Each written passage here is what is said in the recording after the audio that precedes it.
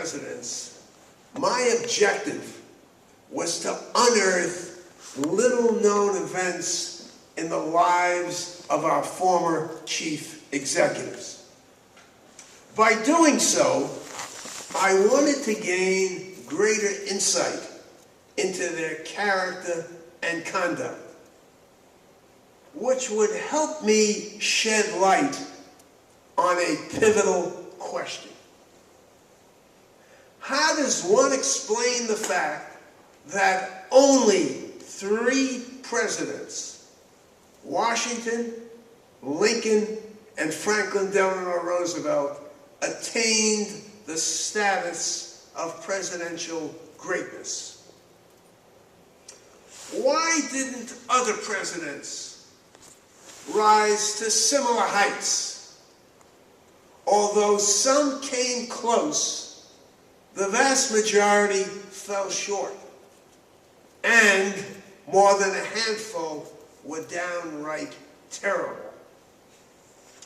While I have no desire to rank the presidents, I would like to focus on their lives through lenses rarely used by historians. For example, a significant number of our former chief executives, for various reasons, never wanted the position in the first place.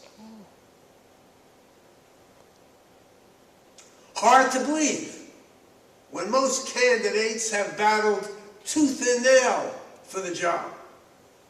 Even more difficult to comprehend is that one of those reluctant candidates was none other than George Washington. Indeed, our very first president did not want the job. Having led America's Revolutionary Army for 8 years and later presiding over the Constitutional Convention, Washington felt that he had served his country to the utmost. Besides, at 56 years of age, he was concerned about his longevity. Men in his family rarely lived past 50. Would he survive a 4-year term? Finally, he had severe financial problems. Like most planters, Washington was land rich, but cash poor. How would he arrange his financial matters and pay off his debts if he accepted the office? Eventually, he succumbed to the mounting pressure and agreed to assume the presidency, though he harbored serious doubts about his decisions. Just before taking the oath of office, Washington confided to those close to him, "I feel like a culprit going to my execution." Another general, Mexican-American war hero Zachary Taylor, also had misgivings.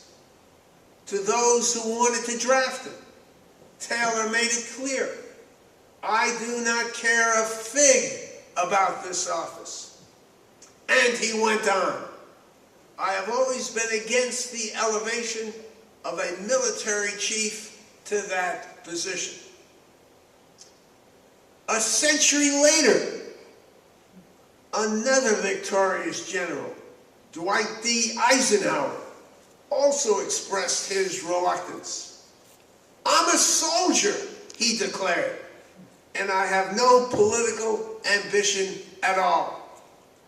Besides, getting into the thick of politics, hitting the campaign trail, cutting deals, raising money, all that nitty-gritty was beneath the general." Despite their reservations, Taylor and Eisenhower accepted the nominations of their parties and went on to win their respective elections. In Eisenhower's case, twice. still others opposed to taking the job. William Howard Taft would have preferred to serve as Chief Justice of the U.S. Supreme Court instead of Chief Executive of the United States. During his presidency, which afforded him little, if any, joy, Taft ballooned to 355 pounds, the heaviest man to hold the office. Later, President Warren G. Harding nominated Taft to serve as Chief Justice of the court, which he presided over for a decade, the happiest years of his life, at which time, incidentally, he lost nearly 100 pounds. Nor should we lose sight of at least two vice presidents who genuinely had no desire to occupy the White House. In early July 1881, after President James A. Garfield was shot by an assassin at a Washington, D.C. train station, and over the next 10 weeks lay dying, Republican Party leaders were deeply concerned about who would succeed Garfield. As one exclaimed, "Chet Arthur, President of the United States? Good God!" He was referring to Vice President Chester Alan Arthur, a former political boss who had never held elective office except for the vice presidency.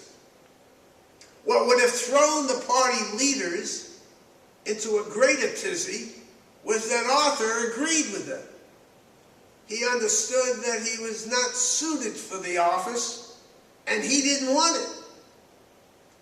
When news of President Garfield's death was announced, reporters rushed to Arthur's home in New York City, eager for his reaction.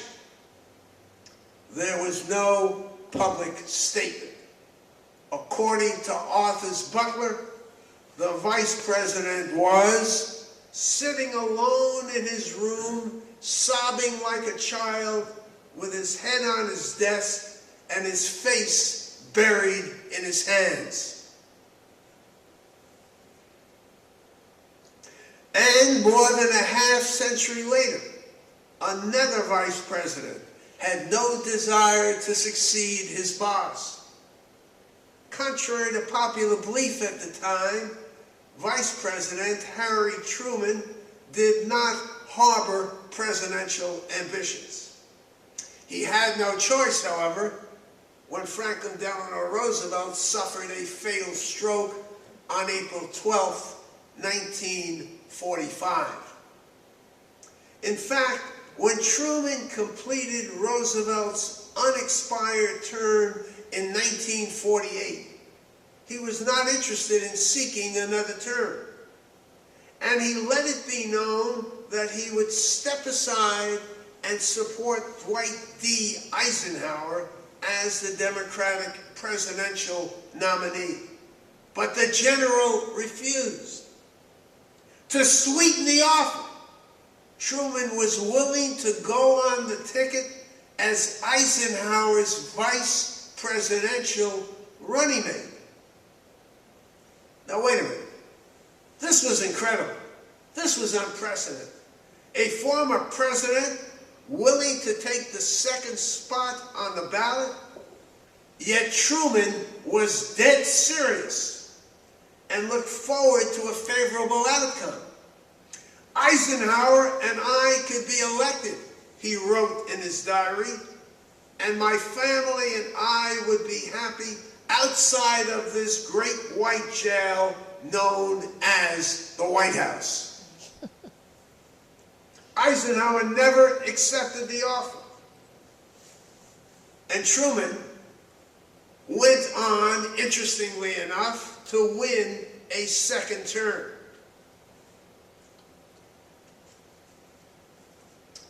Perhaps no candidate was more hesitant to take the oath of office than Warren G. Harding, who firmly believed that he did not have the ability to do the job.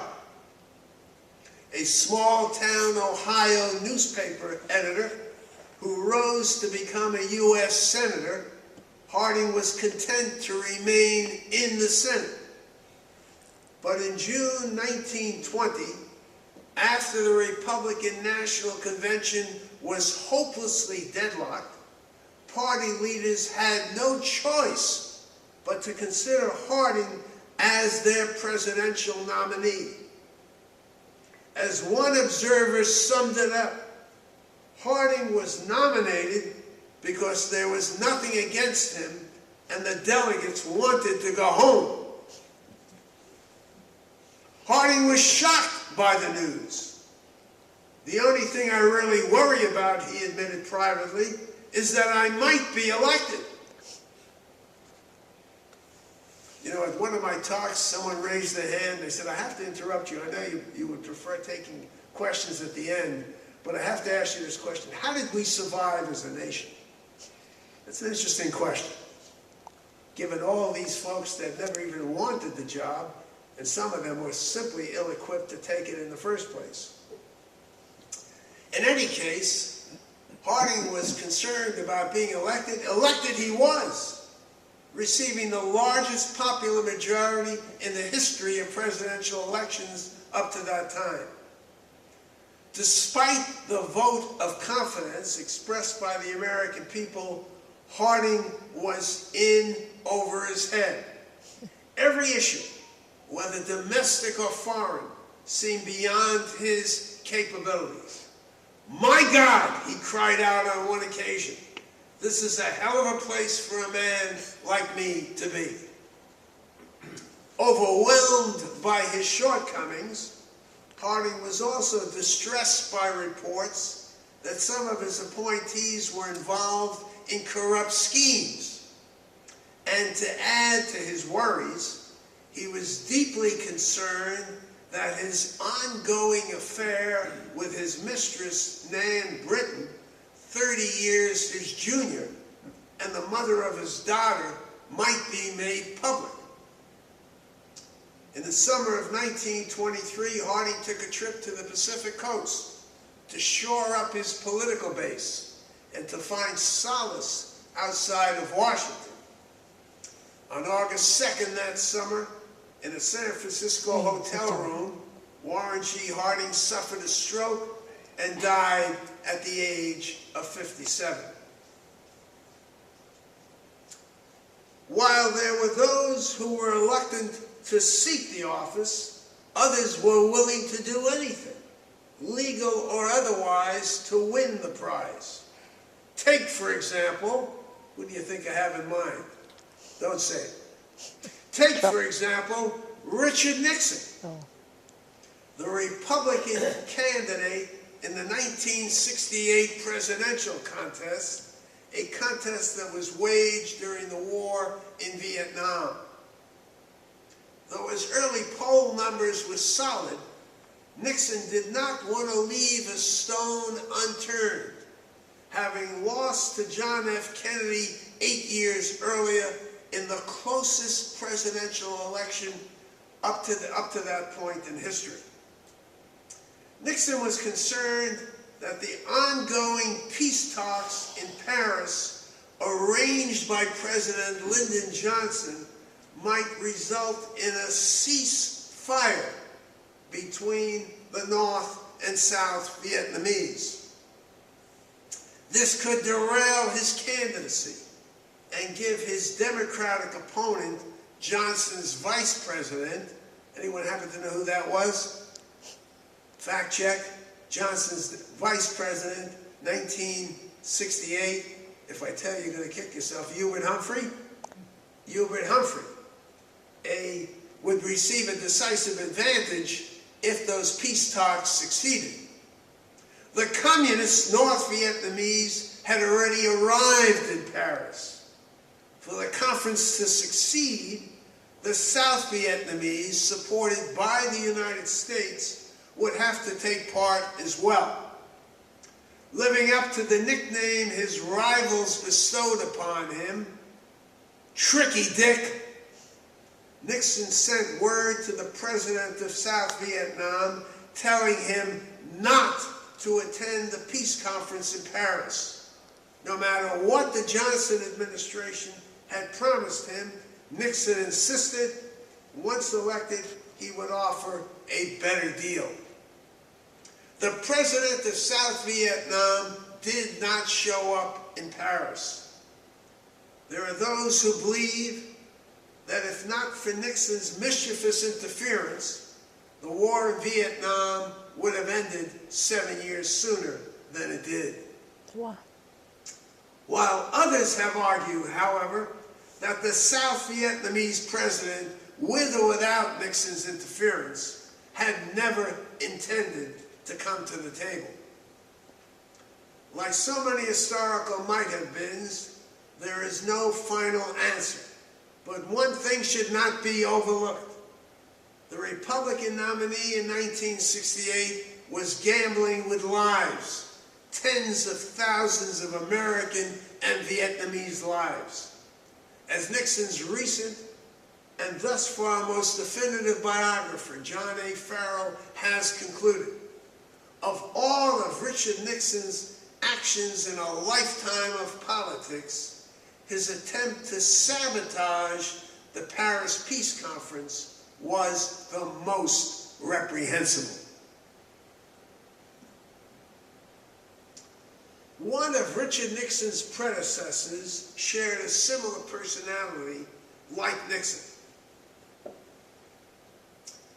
America's 31st president, Herbert Hoover, was uneasy around people and was also described as a difficult man to know, communicate with, and befriend. Unlike Nixon, however, Hoover was an honest and principled man. Hoover's most fateful mistake was choosing politics as a profession. He was an introvert in a profession that rewards extroverts. Here's Herbert Hoover. Introvert he was. Soon after arriving at the White House, Hoover had devised a system to avoid any physical encounters with his staff, preferring to have them out of sight. 3 bells were rung to alert maids, butlers, laborers, and any other personnel to disappear into closets, into unoccupied rooms, or wherever they couldn't be seen while Hoover strolled the corridors of the White House. Hoover's attitude toward the White House staff, sorry about that. Hoover's attitude, okay, now what happened? Nothing? I see something on mine. Anybody computer savvy here? Are you? It's a Windows or Mac? Yeah, it's a program, but I'm not sure how to get it back. I think it's better for her to Oh, can you drop do the it? display. Okay, yeah, okay. I lost it here, yes. So it's a PPT disappear or? There we go. How'd you do that? So what do I do now? Yeah, you need to go to Oh, that that's it. slide. Oh, I'm good. Yeah. Can I use this? Yeah, sure. Okay. So Okay. basically, as a dual monitor, somehow your display. You're talking to somebody who's computer challenged, but I thank you. This is Silicon Valley, no? Not hard to find. Yes. Okay, we were on Herbert Hoover. Now, and when I was speaking about Hoover's attitude toward interacting with people.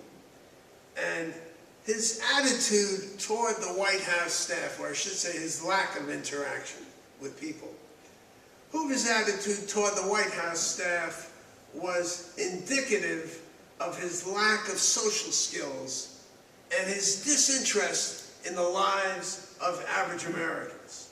Just when the country desperately needed a chief executive with an entirely different personality. Hoover had the singular misfortune to preside over the worst economic downturn in American history. By the time he left office, America's national income had been cut in half. 5,000 banks had crashed, wiping out 9 million savings accounts. You know what? What's happening is I think I'm putting pressure on this. On your remote Yes. controller, right? I think, I think so too, yeah. I mean, yeah. You know what I'm doing? I think my notes are on the,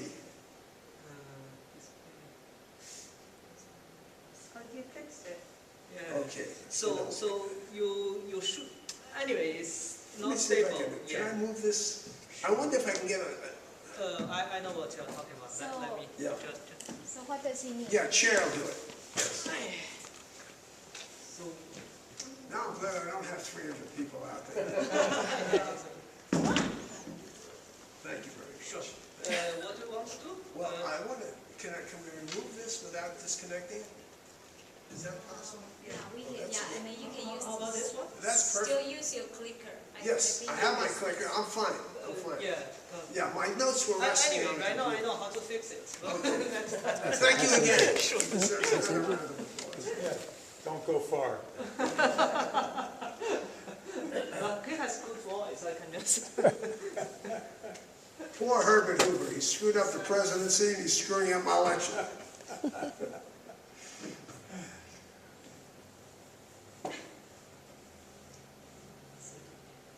I was speaking about the Economy. terrible, terrible crash that America suffered in 1929, leading to the Great Depression, in which 5,000 banks had gone out of business, wiping out 9 million savings accounts. Now, when I say wiping out those accounts, people couldn't retrieve those accounts. They were wiped out completely. There's no such thing as government insurance for savings accounts.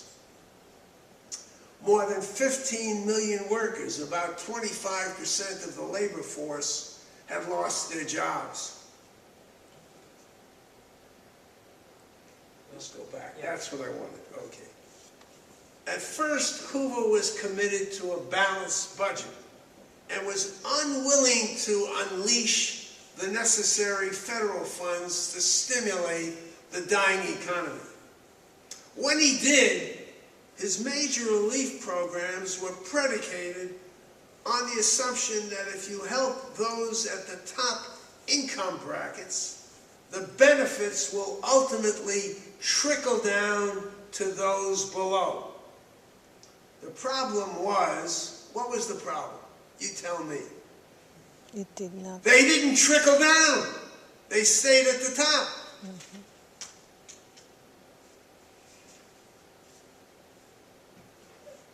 And Hoover, remote and distant, had neither the personality nor inclination to reverse course and provide relief from the bottom up. What's interesting to note is that Hoover, a poor, orphaned boy from Iowa, became the spokesperson for the rich and well-to-do, while his successor, Franklin Delano Roosevelt, who was born to privilege and wealth, became the champion of the people. Personable, jovial, fearless, FDR, as he was often referred to by his initials. But he wasn't the first president referred to by his initials. The first was his fifth cousin, TR, Teddy Roosevelt. But with the reference to Franklin Delano Roosevelt as FDR, that trend set in, And the lesser known was Harry Truman was occasionally referred to as HST. Actually, the S didn't stand for anything. Truman liked the letter S, and he just put it in as his middle initial. And then, of course, the famous John F. Kennedy, referred to as JFK, and Lyndon Johnson, LBJ. Then the trend pretty much stopped. FDR was the extrovert America desperately needed during these unprecedented times. It's easy to forget that many of the programs we take for granted today, Social Security, minimum wage, government protection for bank accounts, and federal oversight of the stock market, to name but a few, were implemented under the aegis of Franklin Delano Roosevelt, who incidentally was the only major leader in recorded history who could not walk or stand. This photograph is only one of two that we have of Roosevelt in a wheelchair. And there are a few photographs of him using crutches, but most of them suggested that he had a problem with mobility, but no one knew that he was indeed, or most people didn't know, that he was a victim of polio and that he could neither stand nor walk without help. Joseph Stalin, for example, the dictator of Russia, when he met Roosevelt at a wartime conference in Europe, was astonished that Roosevelt was immobile. And Stalin had spies all over the world, but it was never known to him. Roosevelt cut a deal with the press that they would not mention that he was unable to walk or stand without help. Could you imagine today a 24/7 cable news network cutting a deal to hold secrets of that sort? It wouldn't survive but seconds. But only in his last year as president did Roosevelt lift the curtain of his immobility. And the first time he did this was in Hawaii, when he was visiting troops in a hospital for amputees. And they were about to take him out of the wheelchair and have him and transport him in front of the various patients at the hospital, but Roosevelt said, no, I want these men to see me in a wheelchair, and it might give them hope. And that was the first time that he remained in a wheelchair in public. A second time is when he delivered his annual speech to Congress in early 1945, only months before he died, when they wheeled him into the House chamber to a thunderous applause. Most people in government knew he was immobile, but he did so anyway. One of Roosevelt's proteges was a young congressman from Texas and a future president, Lyndon B. Johnson. Johnson was deeply influenced by FDR. This helps to explain, in part, some of the progressive measures Johnson signed into law not long after entering the White House. Medicare, the Voting Rights Act, aid to education, immigration reform, conservation, and the war on poverty, measures that would have a huge impact on the lives of average Americans. A transformational president, to be sure, but Lyndon Johnson had his demons. Plagued by a host of insecurities, political and personal, it's no surprise that he was intensely disliked by those who served him. As a human being, Johnson was a miserable person, a foul-mouthed bully and egotist. This was how Presidential Press Secretary George Reedy characterized the man he had worked for in various capacities for over a decade and a half.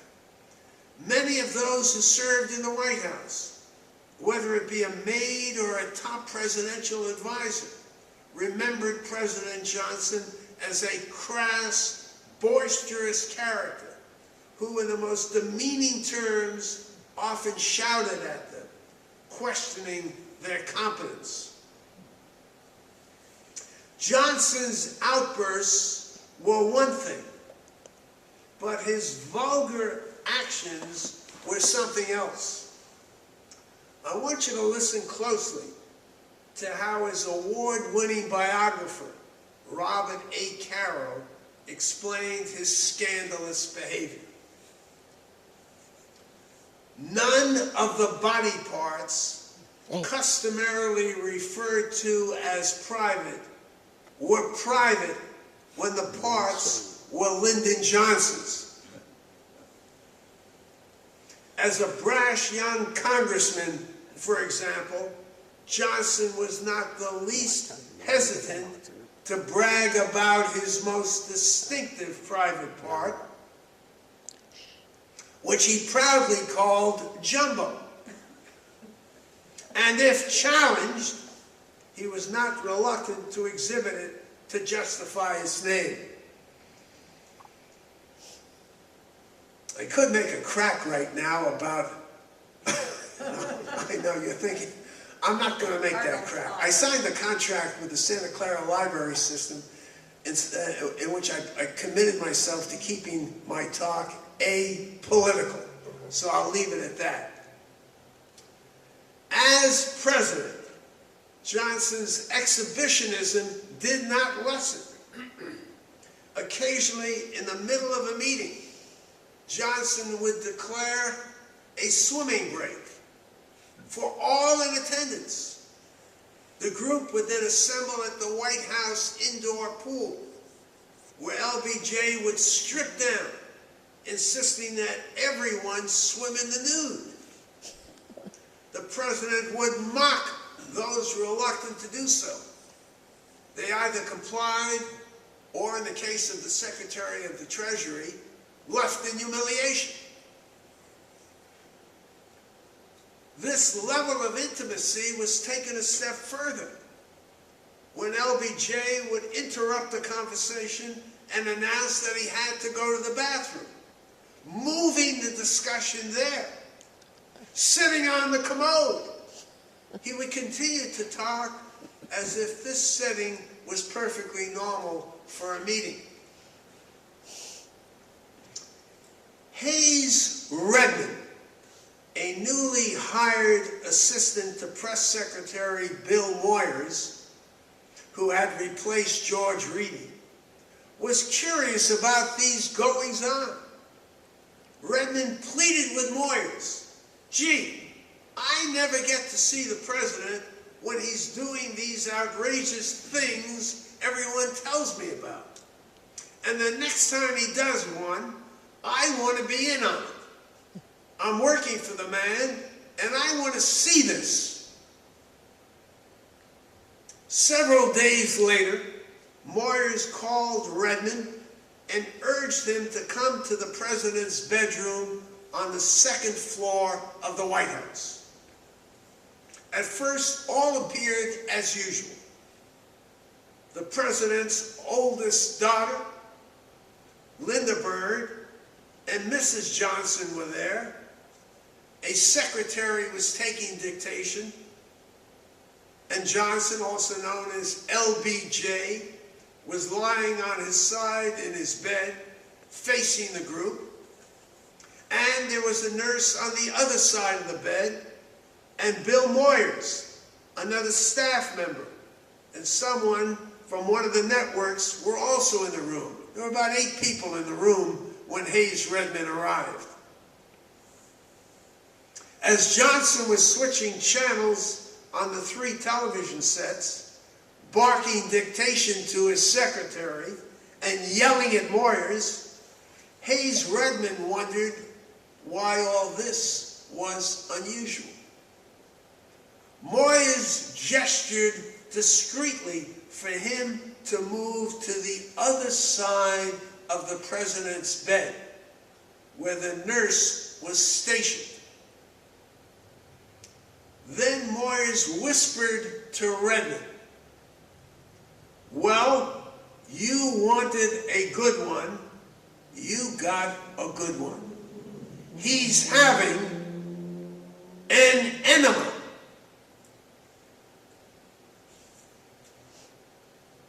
Now in my notes it says pause. I can't even think of anything witty to say about this.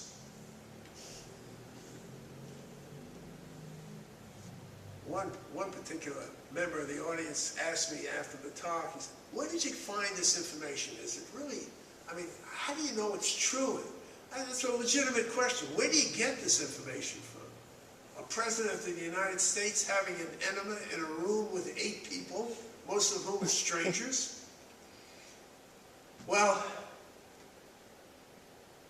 I ran across a diary kept by Hayes Redmond's wife. Not unusual. When Hayes, this young man who just got a job as an assistant press secretary, would come home and tell his wife what happened that day in the office.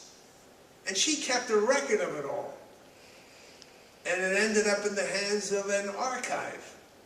And eventually others discovered it and didn't make too many revelations until I realized this was hilarious. And when I first read it, I just could not contain myself. And in any case, it is legitimate and well proven. Perhaps what is less shocking but unsettling are the presidents who have broken their marriage vows. As best as can be determined, the only 19th century president to cheat on his wife was James A. Garfield. The other presidents who committed adultery did so in the 20th and 21st centuries. The most flagrant offenders have served since 1960. Prior to the mid-20th century, presidential adultery usually involved one partner or at the very most 2. But those chief executives who were unfaithful to their wives in the post-1960 era were serial womanizers, involving not scores, but not dozens, not scores, but hundreds of women, including presidents such as John F. Kennedy, Lyndon Johnson, Bill Clinton, and Donald Trump. John F. Kennedy's track record as a philanderer before his marriage and his countless sexual indulgences afterward probably surpassed in sheer number any of his future colleagues. Among Kennedy biographers, there is no question that JFK's sexual addiction can be explained by the profound influence of his father, Joseph P. Kennedy, one of the wealthiest men in America. An infamous womanizer, Joe made no effort to hide from his sons that he was cheating on their mother, and he encouraged them to be sexually adventurous. Dad told all the boys to have sex as often as possible. JFK once confided to a family friend. In the world of Kennedy men, women were objects to be pursued and conquered. Like his father and brothers, John F. Kennedy was addicted to the excitement of the conquest and the results. As Kennedy entered the political arena, there was no sign of any change in his attitude. For most men, marriage is a turning point in their lives when they choose to be faithful to whom they marry. Jacqueline Bouvier, or Jackie as she was known worldwide, was an ideal mate. The daughter of a socially prestigious Catholic family, she was beautiful, charming, and intelligent, with all the necessary credentials to advance her husband's political ambitions. But that was not enough. JFK simply could not commit to one woman. Once in office, he used all the resources at his disposal: presidential aides, Secret Service agents, military attachés, White House personnel, and reporters to assist in securing women to satisfy his cravings. In fact, he had presidential assistants stationed in various points in the White House to focus on tourist groups that were passing through, and if they noticed an attractive woman, to approach them and explain to them that the president wanted to meet them. Incredible as that might sound. Aside from these chance encounters, Kennedy had his regulars at the White House, including Mary Meyer, an attractive, politically well-connected 41-year-old who, among other things, introduced pot smoking to the president. And there was Mimi Beardsley, a 19-year-old intern who lost her virginity to Kennedy and engaged in an 18-month affair with him. There were also two presidential secretaries, Priscilla Ware and Jill Cowan, who had threesomes with JFK and periodically swam nude with him in the White House pool. And there was Judith Campbell, the seductively beautiful girlfriend of mafia boss Sam Giancana. Frank Sinatra had introduced her to Kennedy in Las Vegas during his presidential campaign, and he didn't forget her. They had romantic encounters in New Hampshire, New York, California, and some 20 times in the White House. Ironically, most of the women who were intimate with JFK did not speak highly of his lovemaking. A common complaint was that he made love with one eye on his watch.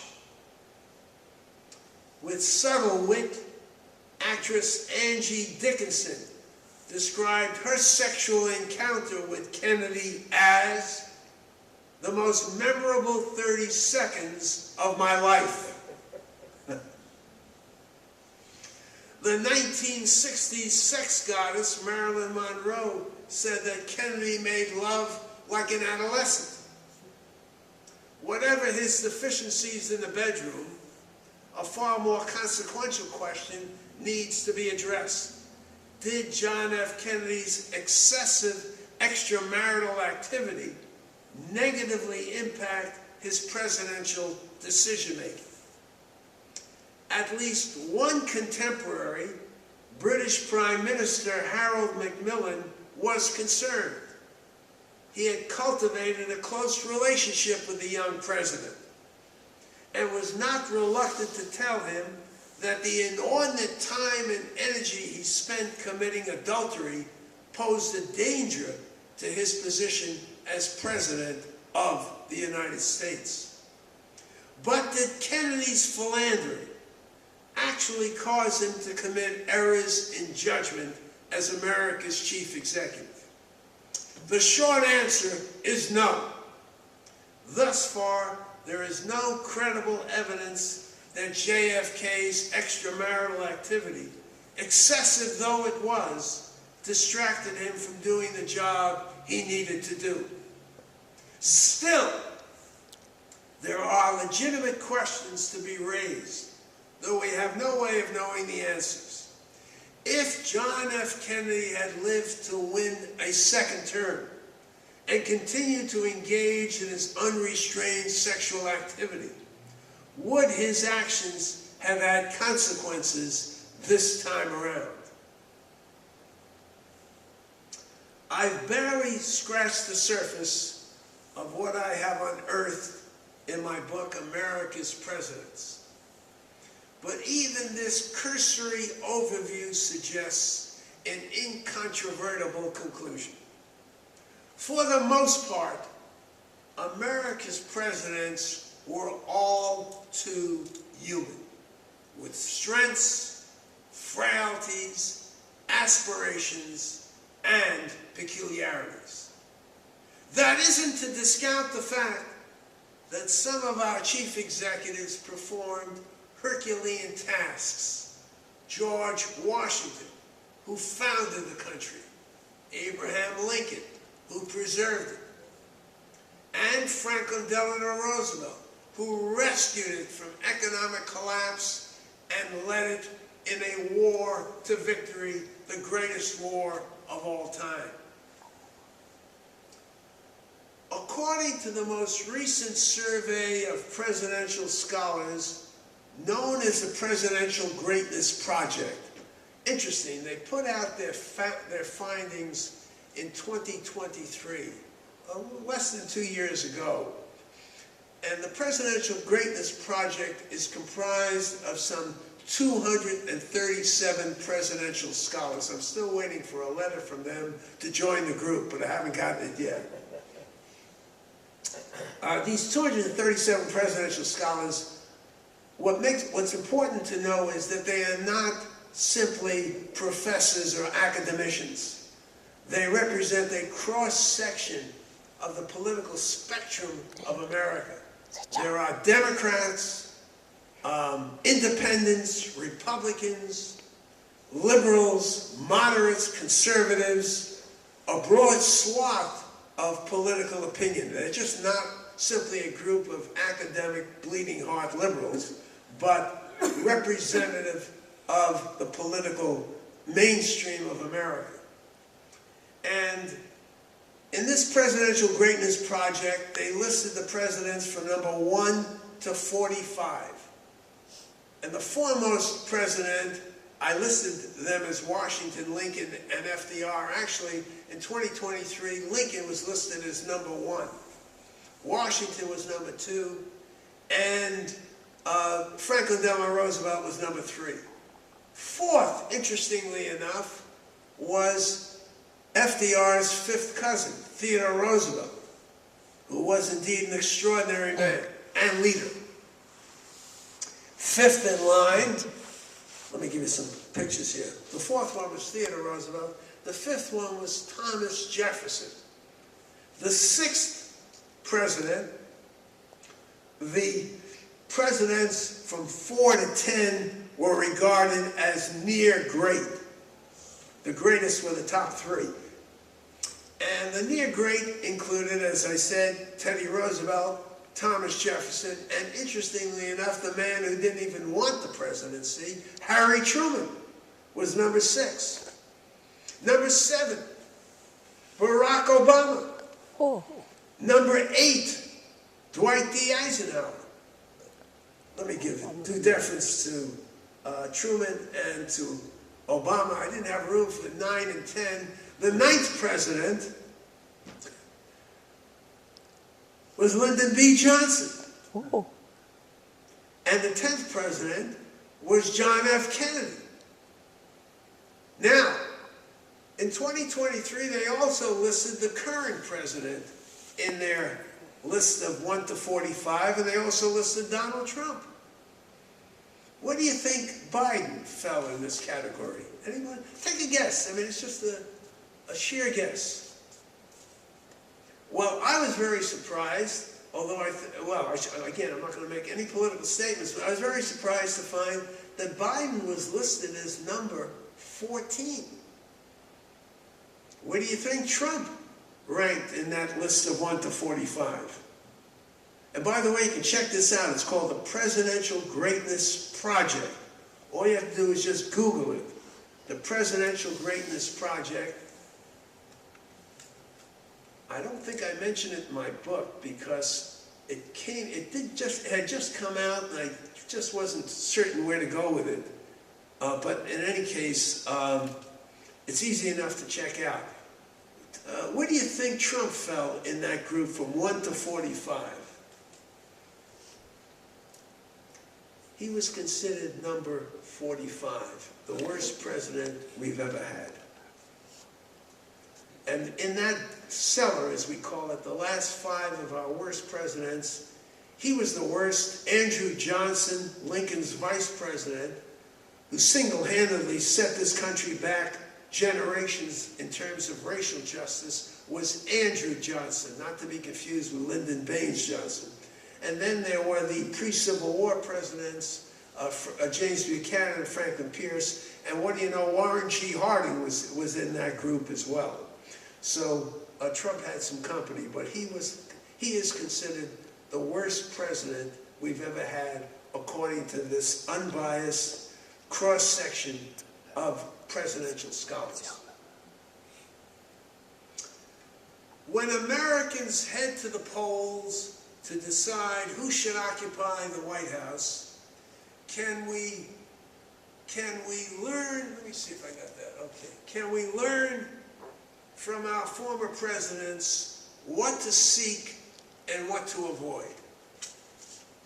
In short, based on my study of the previous 44 and current 45th president, although I don't mean to confuse you, Biden is our 46th president, but we've only had 45 men to serve as president. Anyone know why we have that, what seems like a discrepancy, but it isn't? Yes? Somebody skipped and came back. Exactly. Now, someone had 2 non-consecutive terms. Grover Cleveland served as the 22nd and 24th president. So he's considered our 22nd, 24th, but we've only had 45 presidents. What stands out immediately in my investigations is that those who have served as chief executives were far more effective when they possessed a large dose of compassion, a willingness to use government to improve the quality of life of the many, not the few. Lincoln, for one, was realistic but compassionate in how he viewed the role of government. He believed that it should help people, Lincoln's words, whatever they need to have done but cannot do for themselves. For those who can do as well for themselves, government ought not to interfere. Another major theme that can be extracted from my findings is this. Most presidents were inclined to deceive the public. Others were predisposed to tell falsehoods, and more than a few were chronic, if not pathological liars. Given the complexity of the presidency, no one is naive enough to expect absolute honesty. Nevertheless, the American people deserve as much truthfulness as possible. A third and final consideration to bear in mind when voting for a presidential candidate is that he or she should have a firm grasp of America's history. How can you govern a country without knowing the origins of its basic values and institutions? In the end, compassion, truthfulness, and a solid grounding in our past are the traits we should seek in our prospective presidential candidates. More than 2 centuries ago, America's second president, John Adams, offered the following advice. The people ought to consider the president's office as the indispensable guardian of their rights. He then added, the people cannot be too careful in the choice of their presidents. Thank you for your time. If you have any questions, I'd be more than willing to answer them. Anyway, well, you're welcome. Yes, go right ahead. Well, I'm also, like the other person you mentioned, interested in hearing about how you got your information. But the specific question, not that I'm questioning it, just it's so interesting and unusual that it seems like you'd have to just kind of go through a hay barn full to find needles in the haystack kind of thing. But anyway, the question specifically is, now Hoover inherited this 1929, this financial disaster. Did he have anything to do with it, or was it something that... It's an interesting question that you asked. Go ahead. Finish your answer. Yeah, I was just wondering, was it his fault, or did he just come into a really bad situation? Well, that's interesting. He was Secretary of Commerce in the two previous administrations. I wouldn't say it was his fault, but he certainly helped contribute to it based on his economic policies as well. He did have the misfortune of presiding over it. His predecessor, Calvin Coolidge, could have easily won re-election in 1928, but he made the comment, you know, this economy is running too hot and something's going to give, and I don't want to be president when it happens. But Coolidge contributed to that situation where there was a lack of regulation and complete free-for-all for big business, and the result was an economic collapse. Any other questions? I have questions, but I can't stay to ask them. I will email them to you. Okay, that's fair enough. That's fair enough. Folks, it was a pleasure chatting with you, and have a wonderful night. If you're interested in purchasing a book, I'm more than willing to inscribe it for you as well. Thank you again. That was great. Yeah.